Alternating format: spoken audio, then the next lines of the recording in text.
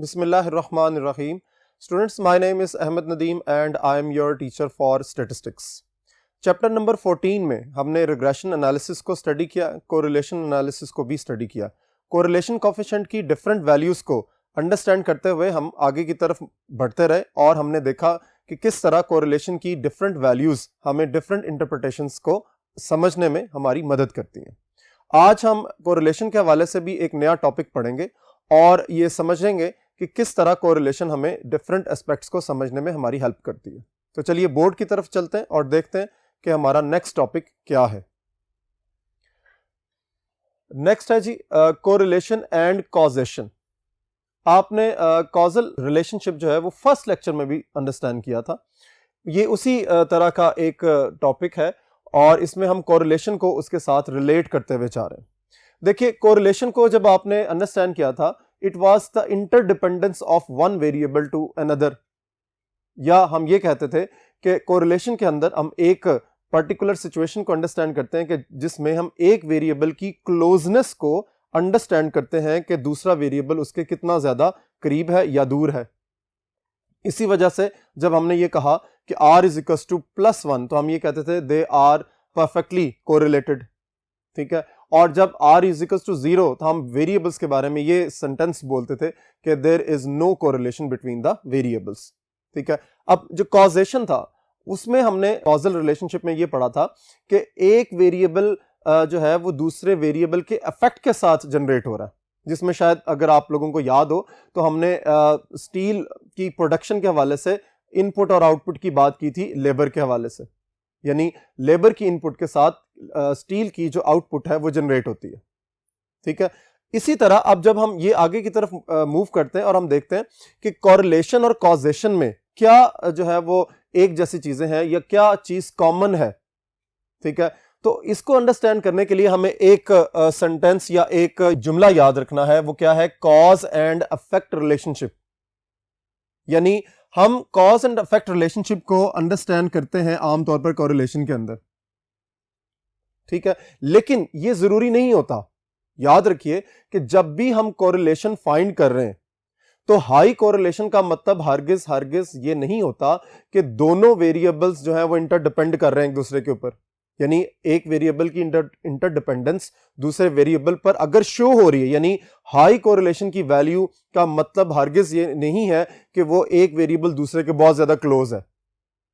इसको किस तरह अंडरस्टैंड करना है, इसको हम एक एग्जांपल के थ्रू अंडरस्टैंड करेंगे। वो है कि जब हम टेम्परेचर, यानी एक वेरिएबल है हमारे पास टेम्परेचर और दूसरा वेरिएबल है बर्थ रेट, तो ये पॉसिबल है, यानी हम जब टेम्परेचर और बर्थ रेट में कोरिलेशन फाइंड करते हैं तो वो एक हाई कोरिलेशन शो होती है। यानी जब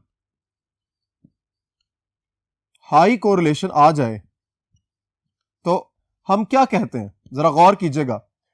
अदर देन दैट कि टेम्परेचर किस टाइप का वेरिएबल है और बर्थ रेट क्या चीज शो कर रही है, हम इस चीज को नहीं देख रहे। हम ये देख रहे हैं कि टेम्परेचर एक वेरिएबल है और बर्थ रेट एक वेरिएबल है, उसकी कुछ वैल्यूज हैं, उसकी कुछ वैल्यूज हैं, ठीक है। यानी इन दोनों वैल्यूज के दरमियान जब हम कोरिलेशन एनालिसिस परफॉर्म करते हैं, हम आर की वैल्यू यानी कोरिलेशन की वैल्यू जब फाइंड करते हैं तो वो हाई कोरिलेशन आ सकती है, ठीक है।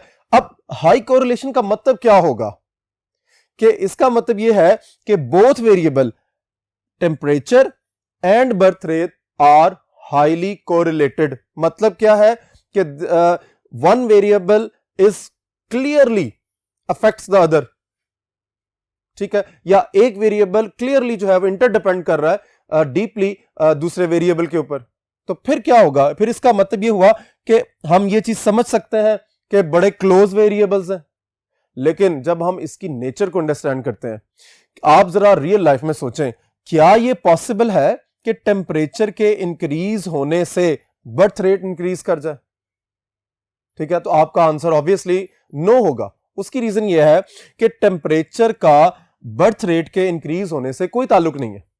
लेकिन बावजूद इसके कि जब हम ये कहते हैं कि टेम्परेचर के लो होने से वो बर्थ रेट के लो होने का कोई ताल्लुक नहीं है, इसके बावजूद भी आंसर जो है वो हाई कोरिलेशन की सूरत में हमें रिप्रेजेंट हो रहा होता है। यानी हम ये कहते हैं, फॉर एग्जाम्पल ये जो सिचुएशन मैं आपको एक्सप्लेन कर रहा हूं कि high temperature causes the high birth rate. इसी तरह हम ये कहते हैं कि low temperature causes the low birth rate. यानी जब हम ये बात कर रहे हैं, जरा गौर कीजिएगा मेरी बात पे, कि if there is high correlation between these two variables, यानी टेम्परेचर और बर्थ रेट में हाई कोरिलेशन जो है वो प्रोड्यूस हो रही है, या उसमें हम उसका आंसर को ऑब्जर्व कर रहे हैं, तो इसका मतलब यही हो सकता है ना कि टेम्परेचर हाई होगा, बर्थ रेट हाई हो जाएगा, टेम्परेचर लो होगा तो बर्थ रेट भी लो हो जाएगा। ठीक है, क्या इन फिनोमिना के हवाले से ये जो दो फिनोमिना जनरेट हुए हैं, इनमें कोई आपस में कोई रिलेशनशिप है? इसको हम नेक्स्ट बोर्ड पर देखते हैं, इसको अंडरस्टैंड करने की कोशिश करते हैं।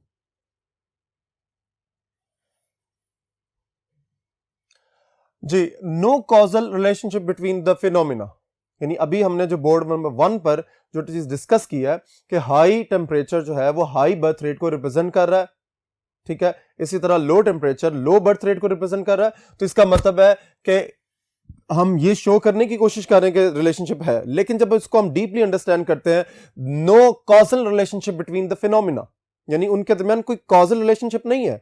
कॉजल रिलेशनशिप का मतलब है कि क्या इंटरनली हम ये चीज ऑब्जर्व कर सकते हैं, क्या इनका आपस में कोई ताल्लुक है, तो उसका आंसर है नो। इसी वजह से हमने कॉज एंड इफेक्ट रिलेशनशिप को देखा कि आमतौर पर जब हम कोरिलेशन को स्टडी करते हैं तो हाई कोरिलेशन का मतलब यही होता है कि एक वेरिएबल का इफेक्ट दूसरे वेरिएबल पर बहुत ज्यादा है। लेकिन अभी जो हमने एग्जांपल अंडरस्टैंड की कि जिसमें हमने टेम्परेचर और बर्थ रेट को स्टडी किया, तो हम इस नतीजे पर पहुंचे हैं, no causal relationship between the phenomena.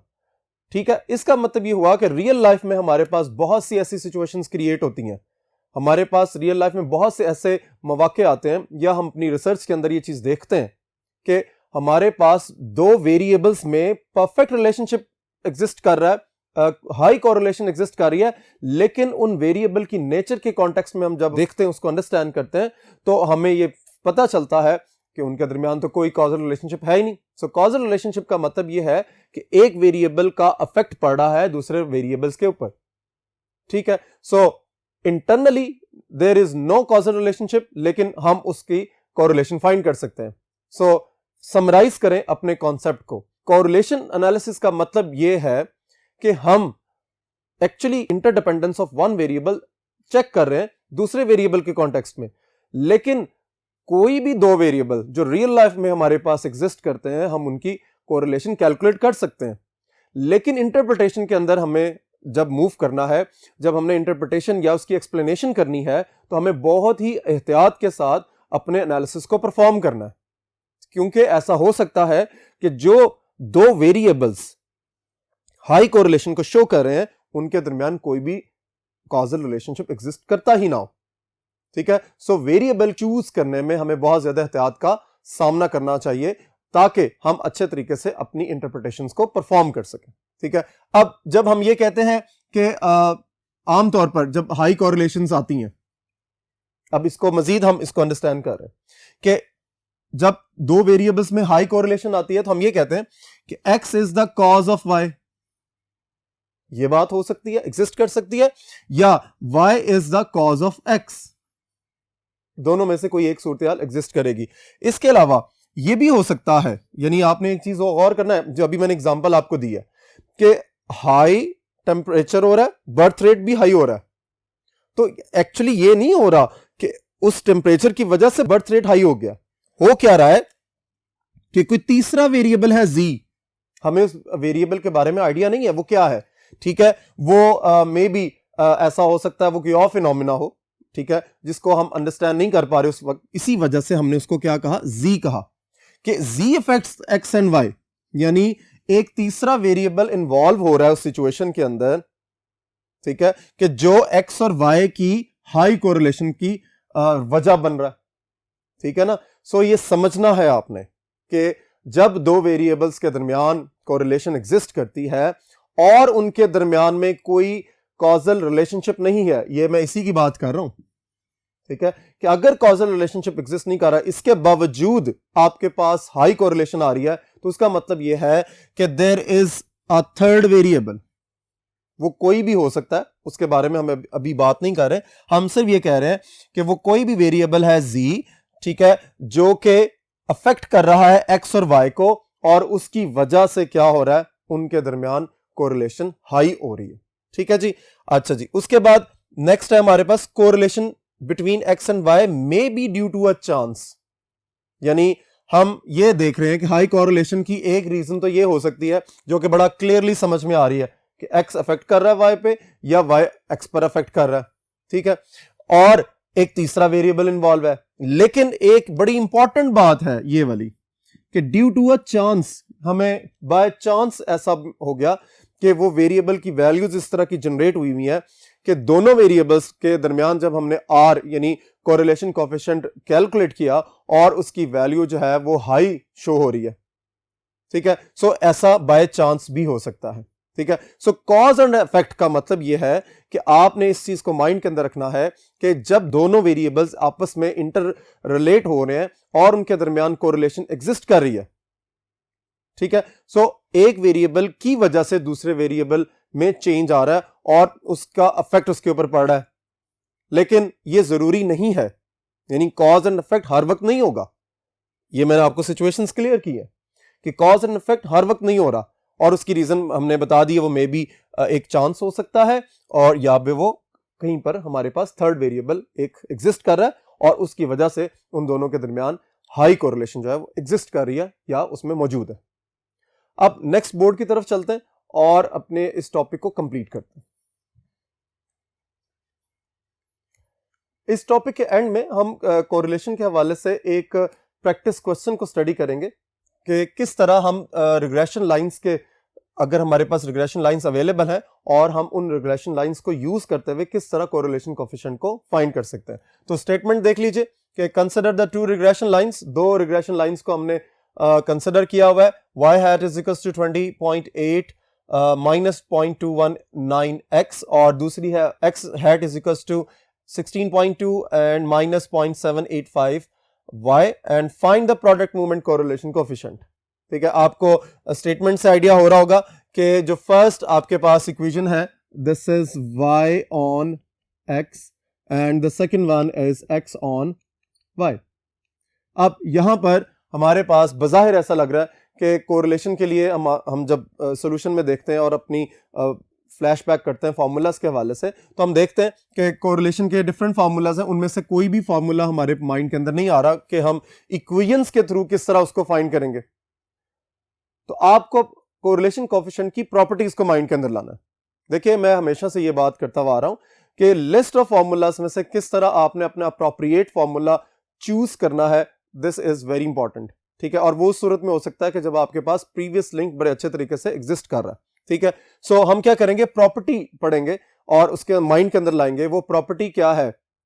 ठीक है, वो प्रॉपर्टी है, आपने प्रॉपर्टी पढ़ी थी कि R is the geometric mean of two regression coefficients BYX multiplied by BXY। R is the geometric mean of the two regression coefficients। regression coefficient, और यहां पर हमारे पास प्लस और माइनस का साइन आता है due to the sign of regression coefficients. तो इसका मतलब ये हुआ कि हमने अपने क्वेश्चन में से, अपनी इक्वेशंस में से b की वैल्यूज को लोकेट करना है, और जब b की वैल्यूज हमारे पास आ जाएंगी तो हम इजीली फाइंड कर सकते हैं किस तरह r को। ठीक है, तो चलिए देखिए, हम सोल्यूशन को यहीं से स्टार्ट करेंगे कि सोल्यूशन में लिखेंगे कि as r is equals to plus minus square root of BYX multiply by BXY। तो from y on x, from equation y on x हम क्या कर रहे हैं, हमारे पास BYX की वैल्यू क्या आ रही है, -0.219। ये हमें कैसे पता चला? ये जरा साइड पर मैं इसकी एक्सप्लेनेशन कर रहा हूं कि देखिए, हमारे पास जब y on x इक्वेशन आती है, that is AYX plus B Y X into X. ठीक है, इसकी आउटलुक आप बड़े अच्छे तरीके से जानते हैं। ठीक है, जब हम इसको इक्वेट करेंगे, इसका कंपैरिजन करेंगे, हमारे पास जो गिवन इक्वेशन है 0.8 माइनस 0.219x। ठीक है, तो देखिए जरा, ए की जगह पर हमारे पास क्या एग्जिस्ट कर रहा है 20.8, और बी वाई एक्स की जगह पर हमारे पास क्या एग्जिस्ट कर रहा है। अब यहां अक्सर स्टूडेंट्स यहां कंफ्यूज होते हैं, वो इस साइन को अवॉइड करते हैं, वो याद नहीं रखते कि हमारे पास एक्चुअली द प्लस था। तो आप क्या करेंगे, इसको थोड़ा सा मॉडिफाई कर लें माइंड के अंदर, ताकि आपको याद रहे एक्चुअली ये प्लस ही है। तो -0.219x, मैंने इसको, ये जो पोर्शन है इसको b के तौर पर कंसिडर कर लिया। सो यही चीज यहां पर जनरेट हो रही है। इसी तरह हम जब देखते हैं आगे, from equation x on y, तो देखिए bxy की वैल्यू क्या आ रही है। अब आपको इजीली इस कॉन्सेप्ट के थ्रू आइडिया हो गया होगा कि जब हम x ऑन y को देखते हैं तो हमारे पास bxy की वैल्यू आती है -0.785। अब आप बताइए, क्या आप इन दोनों रिग्रेशन कोएफिशिएंट्स के साथ इजीली r को फाइंड कर सकते हैं? ऑब्वियसली आपका आंसर है यस। तो देखिए, इसके नीचे आप लिखेंगे r is equal to square root of -0.219 multiply by -0.785। ठीक है जी, यहां एक ब्लंडर होता है, एक मिस्टेक होती है स्टूडेंट्स की तरफ से। वो ये करते हैं कि चूंकि minus multiply by minus is plus, तो वो क्या करते हैं, इसका आंसर फाइनल करके प्लस की सूरत में लिख देते हैं, जो कि टोटली रॉन्ग है। हमने प्रॉपर्टीज ऑफ रिग्रेशन कोएफिशिएंट्स में भी ये चीज अंडरस्टैंड की है कि रिग्रेशन कोएफिशिएंट के आंसर्स अगर एक हैं, सेम है, तो वही साइन जो है वो आर का भी जनरेट होता है। याद रखना है कि आर का साइन किस पर डिपेंड कर रहा है, रिग्रेशन कोएफिशिएंट्स के साइन के ऊपर। अगर b की वैल्यू, b एक्स वाई की वैल्यू नेगेटिव है और b वाई एक्स की वैल्यू नेगेटिव है, तो इसका मतलब है r की वैल्यू भी नेगेटिव होगी। और अगर दोनों की वैल्यू पॉजिटिव है तो फिर r की वैल्यू भी पॉजिटिव होगी। सो यहां पर b वाई एक्स और b एक्स वाई की जो वैल्यू है वो नेगेटिव है, तो इसका मतलब है कि हमारे पास r का जो आंसर आएगा वो नेगेटिव होगा। So there is negative correlation between the variables of x and y। ठीक है, कैलकुलेटर्स देखिए, हम इसको परफॉर्म करते हैं और इसका आंसर जो है वो कैलकुलेट करते हैं। इट इज 0.219 मल्टीप्लाई बाय 0.785, और जब हम इसका स्क्वायर रूट लेंगे तो हमारे पास आंसर आ जाएगा इसका 0.4146। ठीक है जी, यानी -0.4146 is the answer for the correlation coefficient. ठीक है जी, सो अब आपने इस छोटे से शॉर्ट क्वेश्चन को माइंड के अंदर रखना है। यहां पर डिस्कस करने का मकसद भी यही था कि आपको आउटलुक के कॉन्टेक्स्ट में आइडिया हो जाए कि किस तरह आपने, अगर दो इक्वेशंस आपको दी हुई है x on y and y on x, तो किस तरह आप वहां से रिग्रेशन कोएफिशिएंट्स को आइडेंटिफाई करेंगे, कैलकुलेट करेंगे और अपने r को कैलकुलेट करेंगे। ठीक है, और ये फॉर्मूला है, उसकी प्रॉपर्टी से हमने को लोकेट किया, और यहां पे लिखने के बाद जस्ट हमने क्या किया, सब्स्टिट्यूट द वैल्यूज। हमने वैल्यूज को लोकेट किया b की और फॉर्मूले के अंदर इसको सब्स्टिट्यूट किया और हमारे पास r का आंसर आ गया। तो वापस बोर्ड नंबर 1 की तरफ चलते हैं और आज के लेक्चर में देखते हैं मजीद क्या है। क्वेश्चन को स्टडी करते हैं। For a given set of data we have r is equal to 0.5, x is equal to x minus x bar, sigma x minus x bar, y minus y bar is 120, और उसके बाद standard deviation of y आपको given है 8, and then sigma x minus x bar square is 90, and find the number of pairs. यानी इस question के अंदर आपको क्या चीज कैलकुलेट करनी है, n। याद रखिए, नंबर ऑफ पेयर्स का मतलब है you have to calculate in this question n। ठीक है, अब अगर आप जनरलाइज्ड वे में अंडरस्टैंड करते हैं, लिस्ट ऑफ फॉर्मूला को स्टडी करते हुए देखते हैं, तो आप देखिए r की तरफ जाना है, यानी r इन्वॉल्व है इस सारी सिचुएशन के अंदर। तो r के जितना भी फॉर्मूलाज हैं वो आपको अपने माइंड के अंदर रखने हैं। तो r का जो फॉर्मूला जिसमें ऑब्वियसली एस वाई भी इन्वॉल्व है। तो एक जब हम सोल्यूशन स्टार्ट करते हैं तो देखिए आपके माइंड में क्या आएगा कि r is equals to S X Y divided by S X into S Y. ठीक है जी, यानी इस सिचुएशन से आपको इस चीज का अंदाजा हो गया कि आपने क्या चीज कैलकुलेट करनी। ठीक है, अब आप गौर कीजिए कि अगर r की वैल्यू एस एक्स वाई की वैल्यू और एस एक्स और एस वाई ये चार वैल्यूज इन्वॉल्व है और इनमें से अगर एक मिसिंग है और बाकी आपके पास नोन है तो आप इजीली कैलकुलेट कर सकते हैं।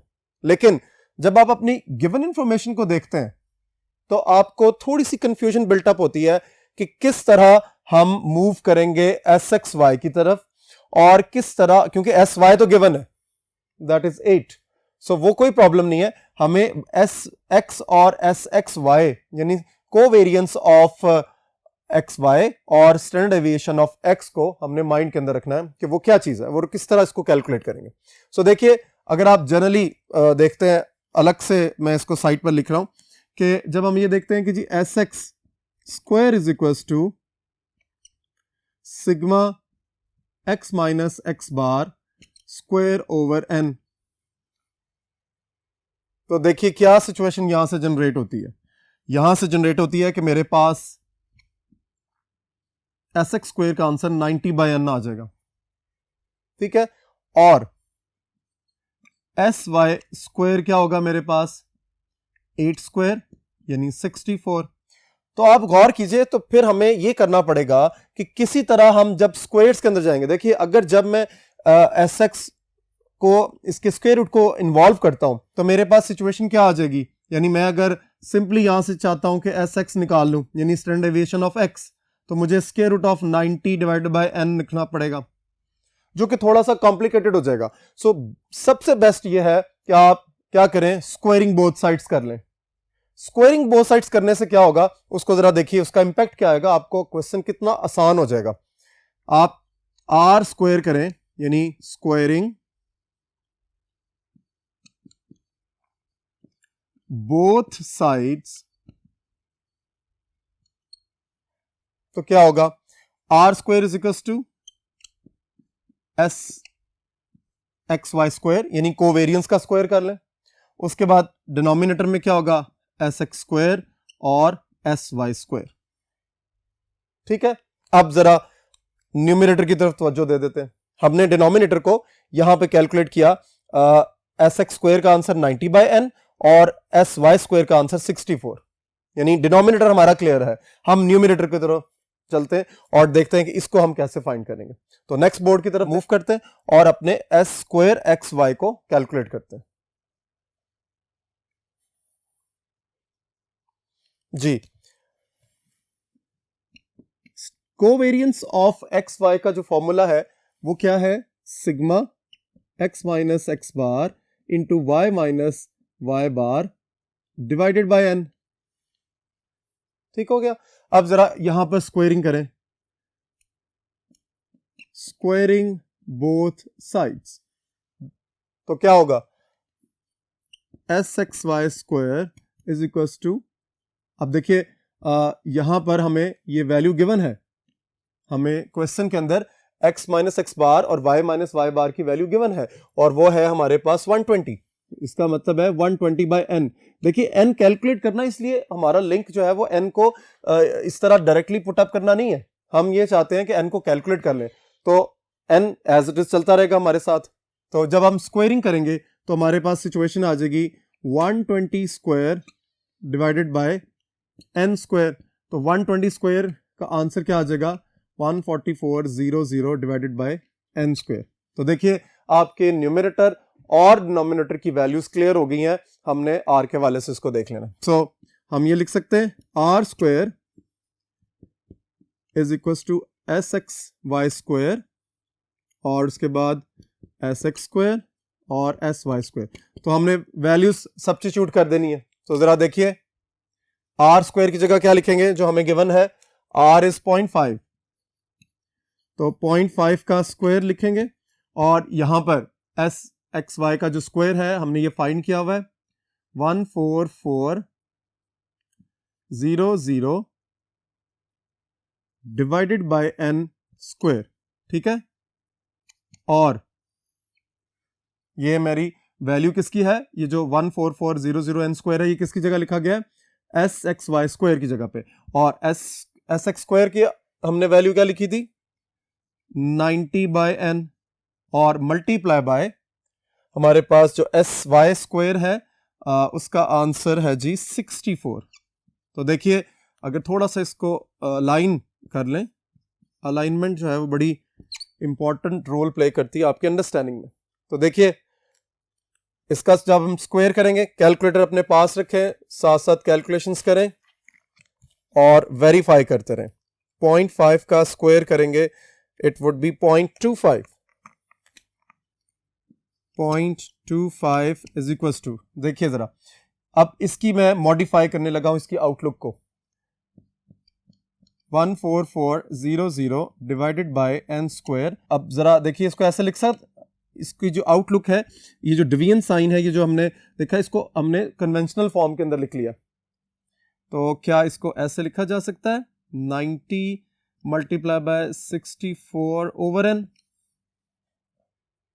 ठीक है जी, जरा देखिए ये डिनोमिनेटर था, उसके हमने ये लुक लिख ली और उसके बाद न्यूमरेटर को इस तरह लिख लिया। अब जरा हमने सिर्फ क्या करना है, सिंप्लीफाई करना है। तो देखिए 14400 डिवाइडेड बाय n² मल्टीप्लाई, जो डिवीजन मल्टीप्लिकेशन में होगा तो आपकी जो फ्रैक्शन है वो रिवर्ट हो जाएगी, उलट जाएगी, उसको इस तरह लिख लें। तो देखिए ये एक n है, ये n² है, ये दोनों जब कैंसिल होंगे तो हमारे पास एक n बच जाएगा। यहां से जब हम इसको कैंसिल तो n हमारे पास एग्जिस्ट कर रहा है। अब बाकी ये कैलकुलेशंस है, 14400 डिवाइडेड बाय 90 मल्टीप्लाई बाय 64, यानी ये जो पोर्शन है इस पूरे पोर्शन से डिवाइड हो जाएगा। तो हमारे पास सिचुएशन क्या एग्जिस्ट करेगी, 0.25 is equals to 2.5 divided by n। तो देखिए क्रॉस मल्टीप्लाई होगा, n जो है वो इस तरफ लेफ्ट पर आ जाएगा और ये 0.25 डिनोमिनेटर में यहां शिफ्ट हो जाएगा।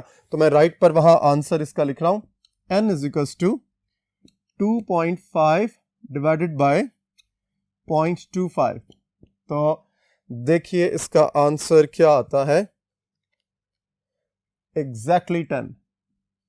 यानी ये जो इंफॉर्मेशन आपको गिवन थी, जिस पर्टिकुलर सेट ऑफ इंफॉर्मेशन से लिया गया, वहां पर 10 पेयर्स अवेलेबल थे, यानी x और y के 10 पेयर्स थे और इस तरह हमने इसको फाइंड कर लिया। अब नेक्स्ट बोर्ड की तरफ चलते हैं और एक और एग्जांपल को देखते हैं।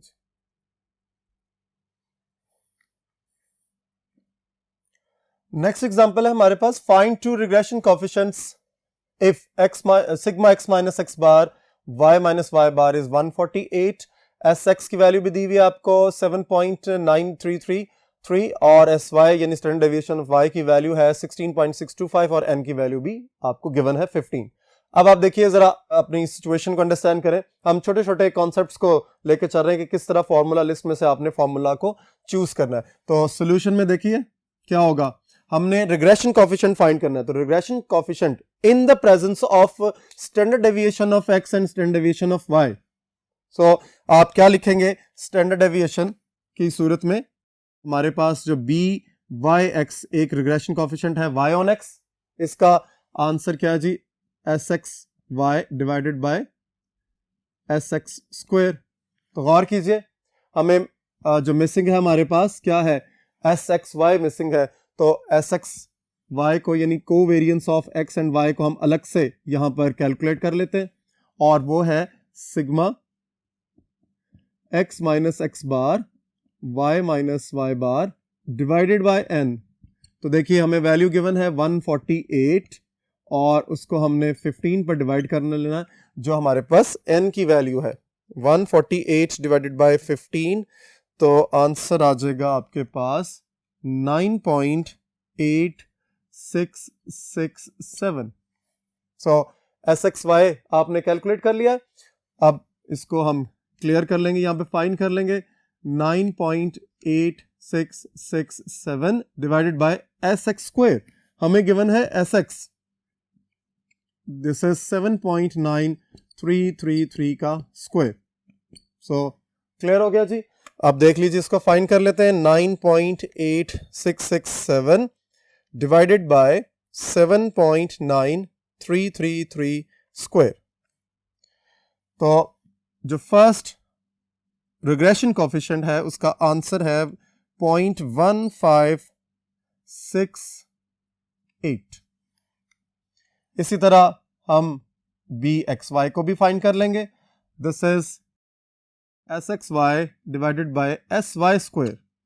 देखिए ये ऑलरेडी प्रीवियस लेक्चर्स में डिस्कस हो चुका हुआ है कि bxy की सूरत में यहाँ पर डिनोमिनेटर में sy यानी स्टैंडर्ड डेविएशन ऑफ y आएगा, और जब हम byx फाइंड कर रहे हैं तो हमारे पास डिनोमिनेटर में स्टैंडर्ड डेविएशन ऑफ यानी जो एक्चुअली sx से हम कॉन्टेक्स्ट उसको जनरेट करते हैं, तो स्टैंडर्ड डेविएशन ऑफ x की वैल्यू यानी उसका स्क्वायर बनकर वहां पर वो पुट अप हो जाएगा। ठीक है जी। सो अब ये दोनों वैल्यूज हमें गिवन है क्योंकि ये हमने फाइंड कर लिया वहां पर। दिस इज 9.8667 डिवाइडेड बाय जो स्टैंडर्ड डेविएशन y है वो है 16.625 स्क्वायर। तो देखिए 9.8667 डिवाइडेड बाय 16.625 और इसका आपने स्क्वायर कर लेना है और फिर इसको डिवाइड करना है। It is 0.0357। सो देखिए आपने सिर्फ एक फाइंडिंग की है। अकॉर्डिंग टू दिस क्वेश्चन आपने एक फाइंडिंग की है किसकी? Covariance of X and Y यानी SXY की वैल्यू फाइंड कर लिया है, और उसकी वैल्यू को फाइंड करने के बाद सिंपल एक चीज रह गई है, वो है कि आपने फॉर्मूला पुट अप किया और जस्ट वैल्यूज को सब्स्टिट्यूट कर लिया। सो आज के लेक्चर में हमने कुछ शॉर्ट क्वेश्चंस को इस तरह डिस्कस किया कि आपको आने वाले दिनों में जो क्वेश्चंस आएंगे वो इस अंदाज में भी आ सकते हैं कि आपको किस तरह अपनी गिवन डेटा में से चूज करना है कि कौन सा फॉर्मूला सूटेबल हो सकता है किसी पर्टिकुलर सिचुएशन में। होप आज का लेक्चर आपको यहां पर अच्छे तरीके से समझ आ गया होगा। अपना और अपनी फैमिली का बहुत ज्यादा ख्याल रखें और इन क्वेश्चंस को प्रैक्टिस जरूर करें, क्योंकि प्रैक्टिस ही इन क्वेश्चंस को अंडरस्टैंड करने में आपकी हेल्पफुल होगी। ठीक है, अपना और अपनी फैमिली का ख्याल रखिए। इंशाल्लाह नेक्स्ट लेक्चर में मुलाकात होगी। अल्लाह हाफिज।